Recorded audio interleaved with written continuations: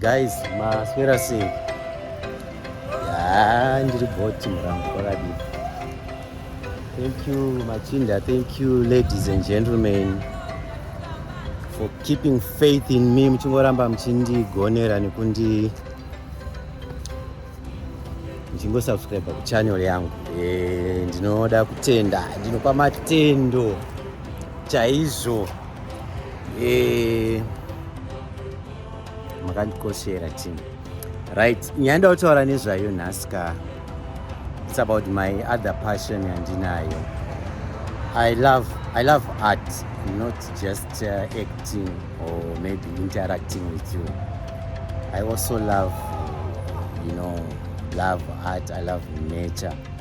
So nhasi ndamboya zvangu pane imwe nzvimbo iri muna inonzi chiko Airport Road na St. Patrick's. Pane nyanzvi vanoveza. I think most of you are seeing from the background. Mune zvivezwa zvakanaka chaizvo. Vamwe vedu hatizvizivi because tangojaira kuona shumba chete. Kune munhu weart zvine deeper meaning. Zvimwe zvivezwa zvatiri kuona panapa zvokuti zvinoda munhu anonyatsonzwisisa kana kuona. Ndichangokutaridzai zvangu kwenguva diki diki kuti munyatsoona pacho.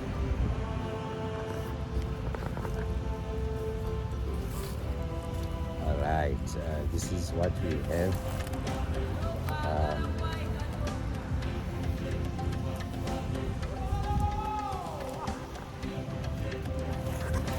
Pane hunyanzvi hunenge hwanoitwa summoned pakugadzira zvivezwa zviri muno.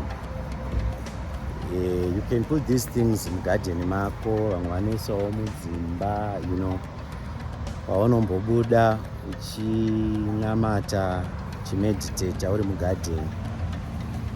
You feel energized and stuff like that.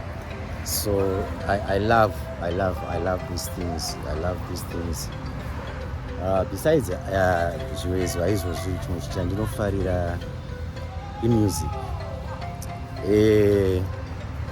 Music kwandiri therapy. Sometimes when I'm going, life unomboenda through good and bad. It's normal. Ndikaplaya music inondiporesa, inondivandudza. So ndangoti muzivo mufesi wenyu zvimwe zvaanofarira besides kutaura nemi, besides kukwira mugomo achiona zvake manakiro akaita nyika yakasikwa naNyadenga yakaisvonaka. Ndo zvimwe zvandinofarira. Look at this piece, guys. Wow. Kachiiswa kana mugarden mako shamwari. Unenge uri kumberi. Pane varume vanoziva zvavanoita panapa. This is really, really good.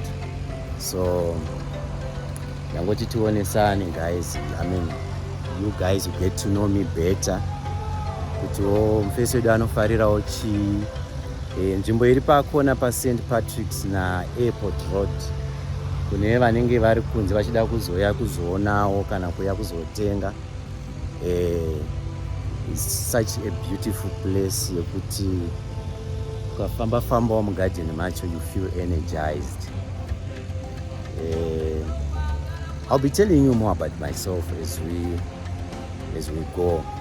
But for now, cheers guys. Don't forget to subscribe, like and share. Love you too then.